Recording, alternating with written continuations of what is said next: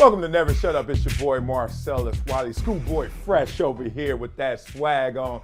I know y'all looking at your boy. You know how I used to roll through, what was it, like September 3rd, first day of school. You didn't even want to speak to nobody. Didn't want to go there to learn jack. You just wanted to get the compliments.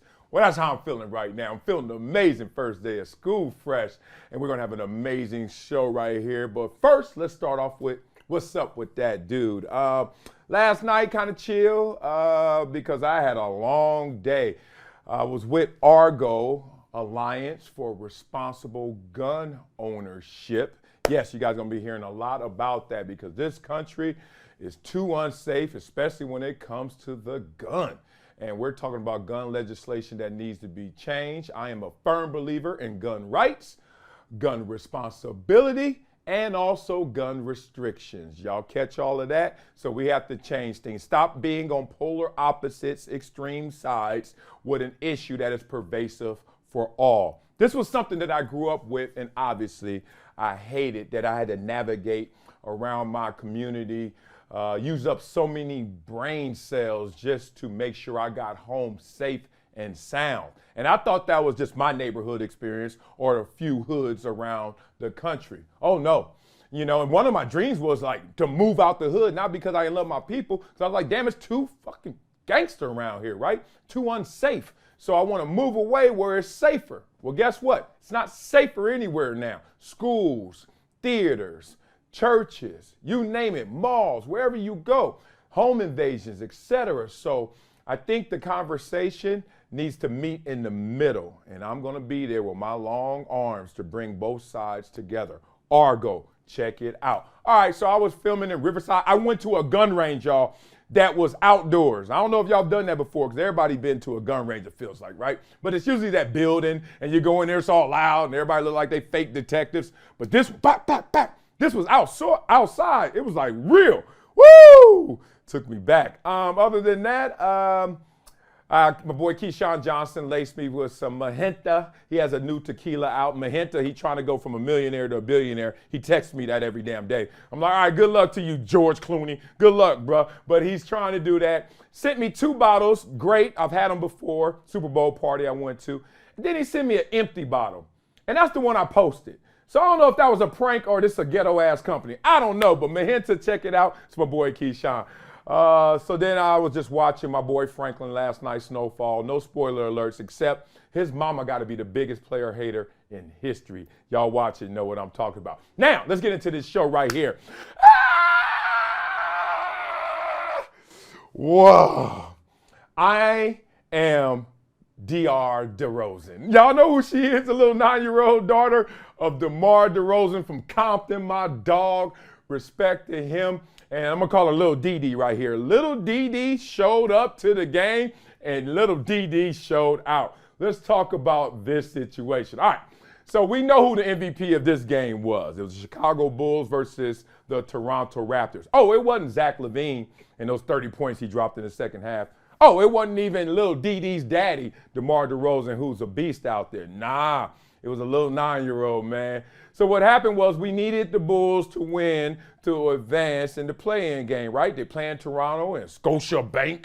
Oh, I love me some T-Dot. Good Lord. No wonder Drake is who he is, because T-Dot is what it is. So they needed to win that game to advance, right?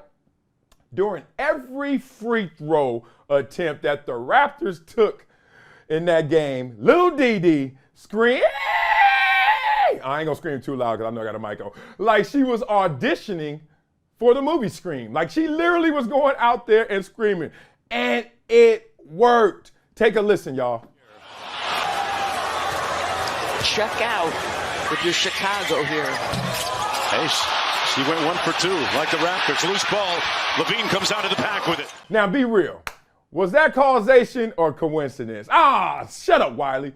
Don't let the facts get in the way of a good story. It's a damn good story. So little mama smart. Now, she really smart because one, she ain't in school and she knows she should have went to school. Instead, she went to see daddy go to work. All right, so she ain't had to go to school, or she's certainly not gonna go to school when they got to play in Miami.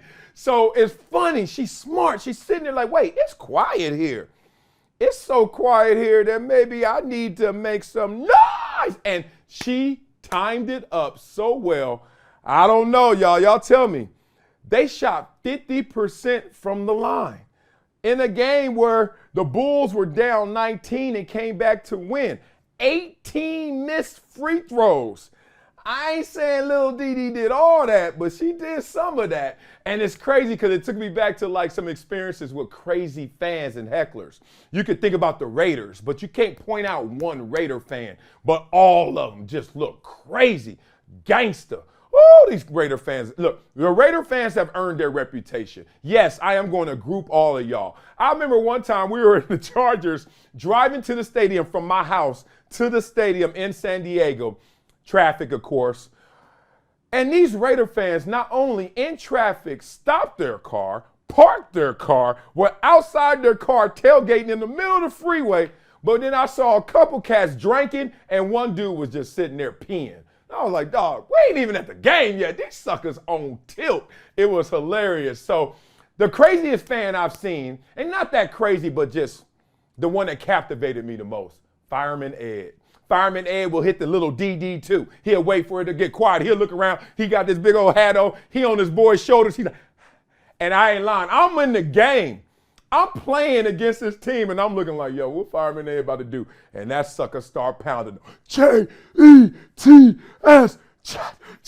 And when 80,000 going with your boy, and he got them all in unison, can't lie. It was next level. Well, gonna have to take a back seat, Fireman Ed, because now we got something even better. Little DD when the other team got to shoot those free throws. Coming up next on Never Shut Up.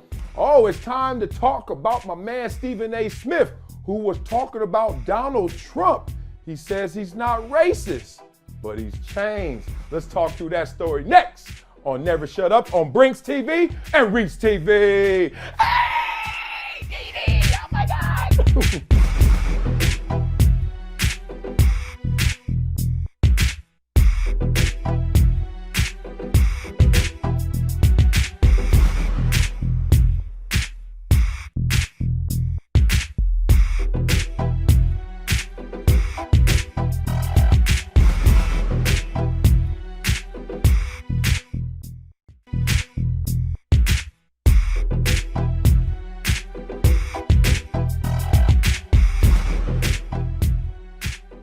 Welcome back to Never Shut Up. It's your boy Marcellus Wiley. Oh man, a headline hit the desk and I said, oh, it's time to talk about this one, where it said Donald Trump is not racist, according to Stephen A. Smith. I said, oh my God, two guys not only that are major figures in our world, but also two guys that I've actually encountered. Let's talk about this.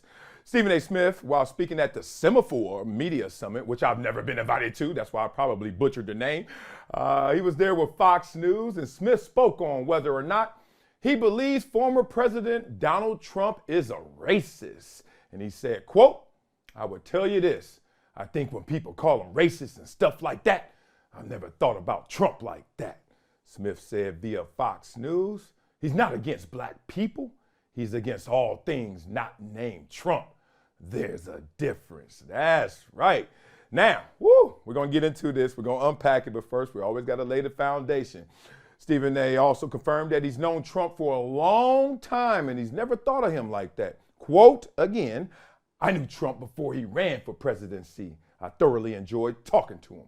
He was a huge sports fan. He used to throw a lot of events at his casinos and stuff like that.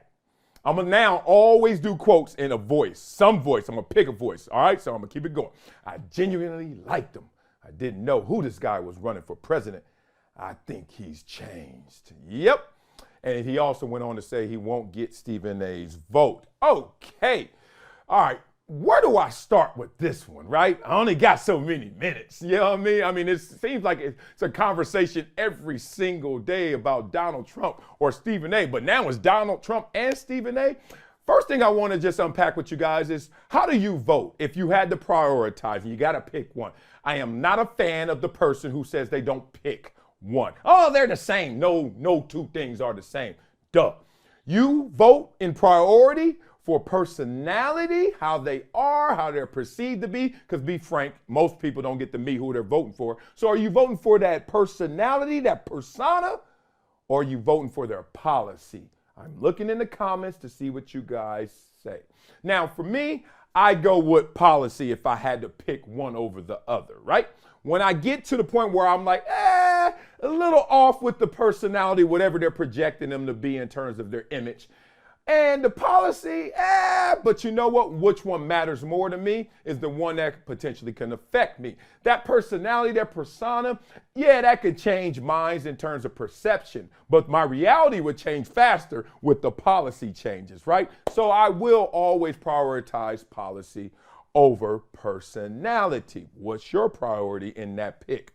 Let me take you back, because I remember there was a time where there was great esteem for Donald Trump. And it was weird how the narrative flipped. And I don't know specifically when it flipped. Certainly it was around the time he ran for presidency, because we noticed that this was the same guy that every rappers, black rappers especially, looked up to him and used him as a symbol of success. He was every black hero's name to use when you talk about affluence. Seriously, it was crazy. He's the same guy who was running in his campaign and also as a president who gave black people credit for building this nation in front of a group of all white people. He said, no, black people built this and they ain't get the credit. They're starting to get a little of it now. It was interesting. His HBCU support. All of that said, in 2016, it flipped. But in 2015, as late as 2015, because I could go all the way back to the 80s when we were talking about Donald Trump and Eric B. and Rakim and them, but 2015, Ray Sherman had a song. Remember Ray Sherman? Can't even say the last word because his drummer's backwards. I don't know what the hell. Love their music though. Shouldn't have made that triple album. That was too much. Here we go. Up Like Trump. Y'all remember that? Up Like Trump. Think that found that bump. Doing that little dance and all that. I was like, that was 2015, y'all. So people were still loving Donald Trump. Black people were still loving Donald Trump. And then, turn off the music. Was it the man that changed or was it the machine? Because you know that machine, they can find something and run with it and program it. Algorithms is the machine. An algorithm is we're going to calculate what you're going to be able to digest, what you're going to be able to consume, what you're going to be able to see. Because the reality is so grand, therefore, you're not going to be able to see it all, but we'll program what you can see. What's interesting is you may follow 500 people on Instagram. Do you see 500 profiles every time you log on? No, you get 3. And then you're like, where's the 4th friend that I follow? Nope, we're going back to number 1 again. They posted again. You're like, damn, I follow 500 people and never, ever get to see all of them. That's the algorithm at play. That's the machine at play. But the real conversation is Donald Trump racist? The only thing I can lend to this and experience is the time that actually I look forward to seeing Donald Trump, because my boy was a member at his golf course in New Jersey. I think it's like 2010, somewhere around that world. I'm retired, but I'm still in better shape than I am now, right? So I'm walking around the golf course. Everybody's, whispering, golf etiquette. Then all of a sudden it started getting a little louder than a whisper because Donald Trump was in the building. Dude walked right up to us, Rory and I. He had actually met Rory before because he's a member, so they start chopping it up. Then he says hello to me, and he gave me that kind of like, hey, I know you, that you were good or kind of famous, but I don't, if I was Lawrence Taylor, he'd be like, Lawrence Taylor. But he's like, Then he's like, Marcellus Wiley. Oh, okay. We putted around for a few minutes. Man went on his way, invited us to breakfast, but guess what? We actually declined it because we had to get our round in. That wasn't a smart decision back then. But the point is, I'm like Stephen A. in some respects of like, damn, I don't remember Donald Trump. Growing up, all I heard was he was this amazing figure of ascension and being the man. And then it just went off the rails. So educate each other. Let's talk through this situation because I want to hear those explicit Trump statements that turned you off, that turned everyone off to Donald Trump, where it's actually a conversation at a media summit. Is Donald Trump racist? So interesting conversation right there. Stephen A. says he's not voting for him. I don't know who I'm voting for. I always let them make that decision for me. I'll wait till those primaries. Coming up next on Never Shut Up, oh, my man Kevin Durant had some choice words for Charles Barkley. maybe Charles Barkley won't have a chance to have choice words with Kevin Durant. What am I talking about? Stay tuned. That's coming up next on Never Shut Up on Brinks TV and Reach TV. Well, no. They not Donald Trump. I was like, what the hell is this song?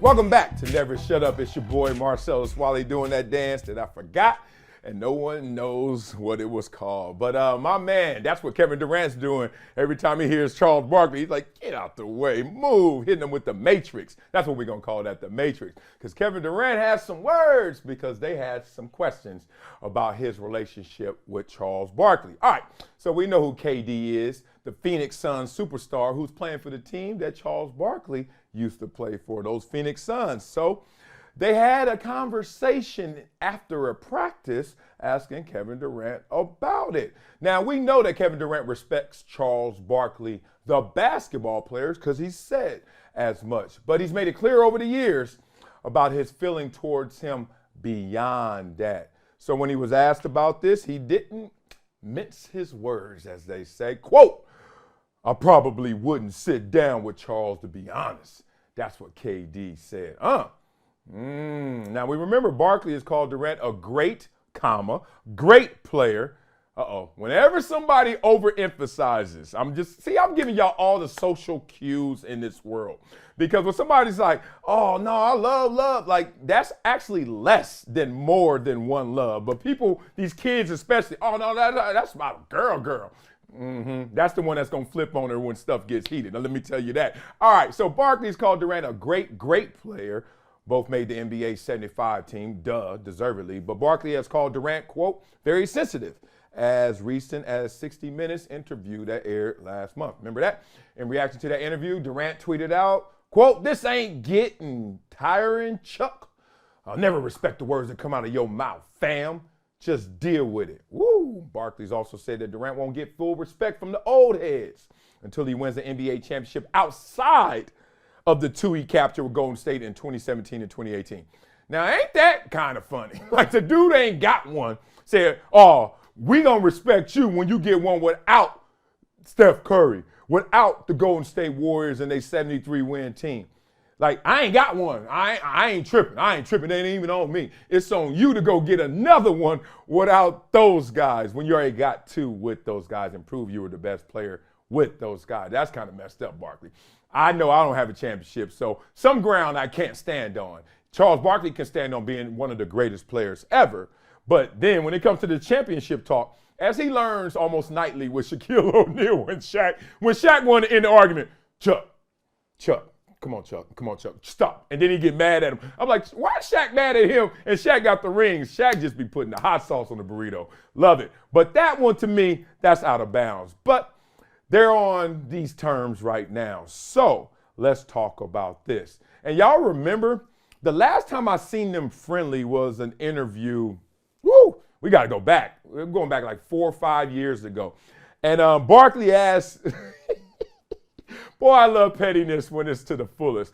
Barkley asked Kevin Durant this. Remember this? He said, Kevin, this is why I love being an athlete and media and all that. Because when we get into it and ask questions, we personalize them, but so conversational that they don't sound right when you read them. Kevin, there was talk about you coming back for the playoffs last year. Remember when Durant missed it, the Achilles injury, etc. So you really just been working on your game, trying to get back your time and conditioning, to be honest, correct? Guess what Kevin Durant said with that little good times beanie he wears all the time now. Guess what he did? He wanted this. Yeah. That's it. That was it. You want me to do it again? Yeah.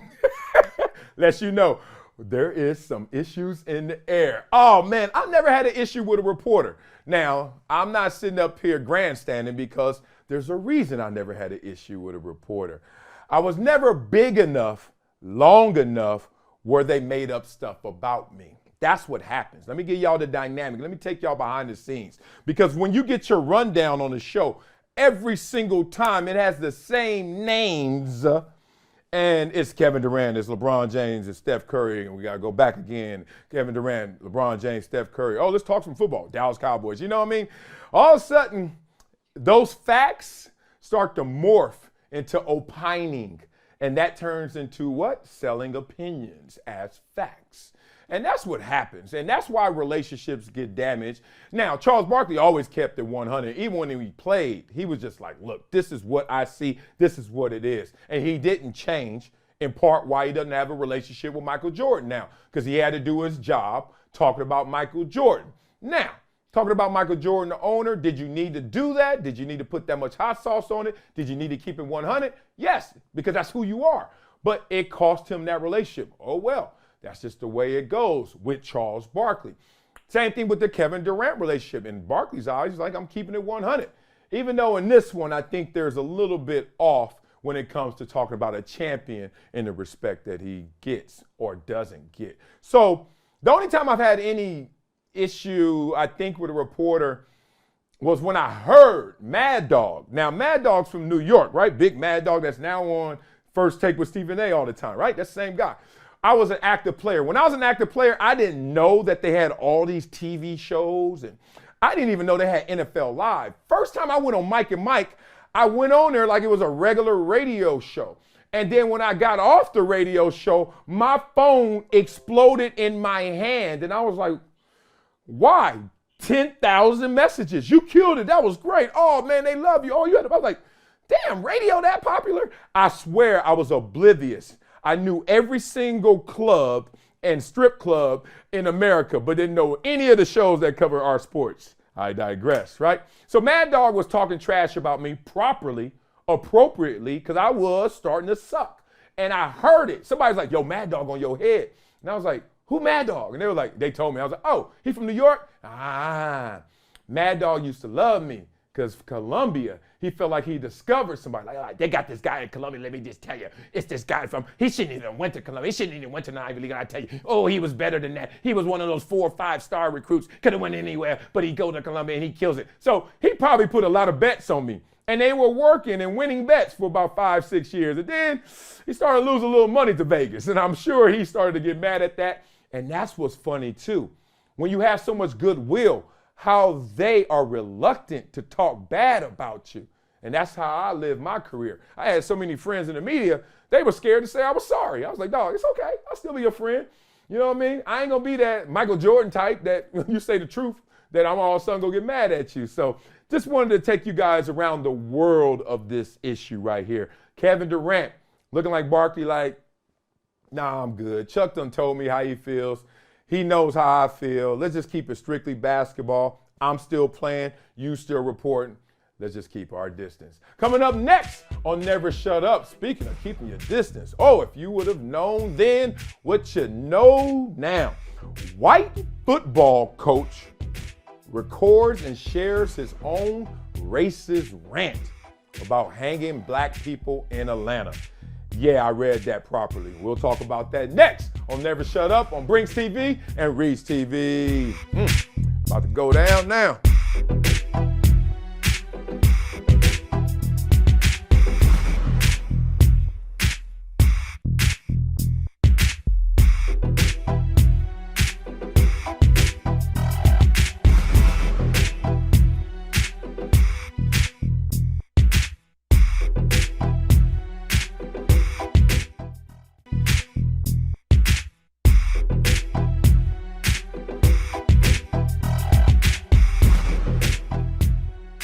Welcome back to Never Shut Up. It's your boy Marcellus Wiley, and full episode's about to be real and raw for real.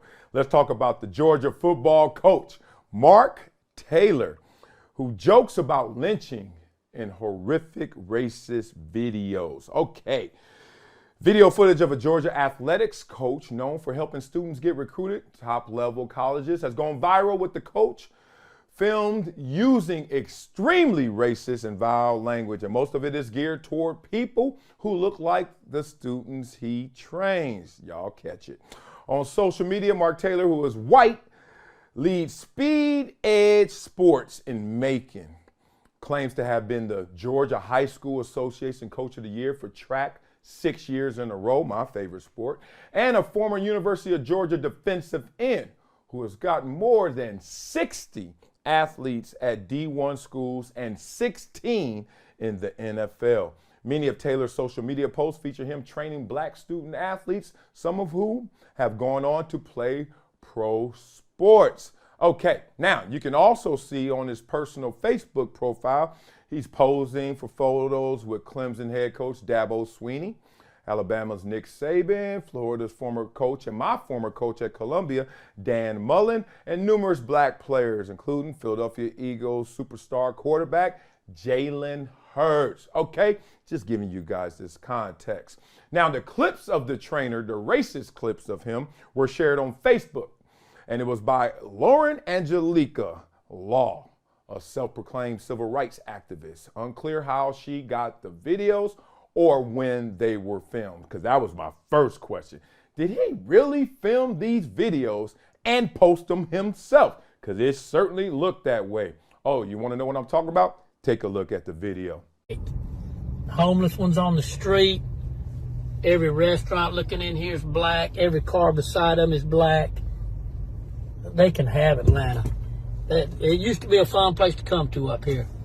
They can have this place right here and stuff. Ain't no way. Ain't no way. Just need to. There's your. Yeah. Well, it was just a sign up there. Had Obama and all them on there and stuff, man. So, yeah, that's all that's up here. That's all that's up here, man. And stuff is just crap. Yeah. Yeah. You and Borf need to come up here and go hunting. Yeah. And stuff, man. Ain't nothing here, dog. Ain't nothing but blacks up here. That's all it is. Atlanta's done gone down, man. Just gone. Now, in one clip, there's a man who appears to be Taylor, says he's driving through downtown Atlanta at night. Quoted, ain't seen a white person in sight, homeless ones on the street. Every restaurant looking here is black. Every car beside me is black. They can have Atlanta, right? Used to be a fun place to come up here. Before he looked at that sign of Obama, and then he said, and all of them on there, talking about him as well. He mentions people going to Atlanta to go hunting before turning the camera around to show his face. Ain't nothing but blacks up here. That's all it is. Atlanta's just gone down, man, just gone. Okay, that clip alone tells you that he is connecting Atlanta and whatever issues that Atlanta has with the people that he is seeing, and those people are black, right? So he's basically saying, Atlanta's messed up now because black people are here, and I'm showing you where I am, nothing but black people. Even though he's white. So there's already one white person there. And I'm sure if he didn't just narrow his scope to selective perception, which is a real dynamic, and a lot of people do it. Let me make some levity for this. Okay, you go to LA, and a lot of people come to LA and say, oh my God, everyone has a Mercedes, and everyone's a star, and everyone looks beautiful. That's not true. That's the lens you want to see, and that's the lens you will now see LA through. He's doing that with Atlanta. Okay, let's go here. Another clip. Ro, look at this nigga trying to pull out in front of me right here. Did you see that tree right there? Ro will hang you from that tree. Yeah. You saw him. He's filming the black woman driving a white car, and he says, look at that N-word. Y'all know I don't use that word. Trying to pull out in front of me right here. You see that tree right there? Ro will hang you from that tree. Yeah. Okay. And that one is getting specific. First, it was general Atlanta, right? Then it was general black people. And then he was like, this is the problem right here. Atlanta's going down because the black people are here. Now, he's starting to look at one black person, and now he's leaning more into the violence, right? A little more into the violent lens. Yeah. So, got the Glock by the bed. Let me go. Room service. I need y'all niggas to bring me some chicken wings, 2 hoes, a red bone and a white girl. Y'all want the white girl, Ro gonna try the red bone. Okay, he probably do it, and he probably gonna throw her out. We on the 14th floor. He probably throw her out the window when he done with her. Yeah, cheap rate. Another clip, you saw him at a bedside table with the gun, and there was a clock there and the phone, all that, and calling up room service. I need y'all N-words to bring me some chicken wings, 2 hoes, a red bone and a white girl. All right. Then he says, I want the white girl roll, want to try the red bone roll. Probably throw her out the window when he's done with her. Atlanta, N-word town. Okay. Whoever Roe is gonna get you fucked up. Like, I don't know who this Roe is. He referenced Roe a lot in this video, but Roe gonna get you funked up, big dog. Let's talk about it before I unpack what I am feeling about this. Got to get all the facts out there. So there's a lady named Karen whose son was trained by Mark Taylor. And she said, shouldn't be around kids. Our parents need to know what they're walking into. She had a poignant point. She said, you don't have to be a parent of a black child or any person of color to be horrified or think this is horrendous. Applaud her for saying that, even though we all know that to be true. Curtis, who has a son coached by Taylor as well, he said, look, I have a black son, and if you got to start telling what you're doing for other people, you're not doing it for the right reasons. So basically, he smelled something on Mark Taylor before, because I've been around those type of people before, where they're not doing it in an altruistic way. They're not doing it from the pureness of their heart. They're doing it with a little bit of an attachment, almost a brag, like, look at me helping y'all. Look at me coaching and helping black kids get into college. Because without me, Mr. White Man that could coach, oh, you wouldn't have those connections. They wouldn't come find your little black butt, right? Felt like that. Okay. He's also had a history of a homophobic comment on social media. Now listen to this, because this is going to take us where we got to go.